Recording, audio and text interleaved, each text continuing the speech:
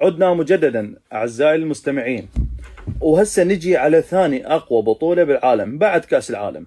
طبعا هسه أنت عرفتها، واللي هي دوري الأبطال. أنا بنظري وممكن بنظر الكثيرين من عشاق الكرة العالمية أنه دوري الأبطال بطولة لا تقل أهميتها عن كأس العالم، والبعض يعتبرها أفضل. طبعا كل الرياضيين وغير الرياضيين يتونسون عليها لأن طعمها يختلف وكل مباراة فيها إلها طعم خاص.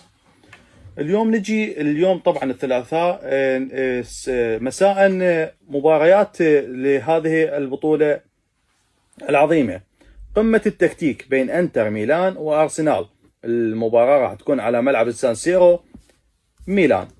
الانتر بملعبه فريق ذيذ حقيقة وصعب الاختراق، خصوصا وهم حاليا بفترة ممتازة وما خسروا. الانتر لم يخسر بآخر 8 مباريات بكل البطولات.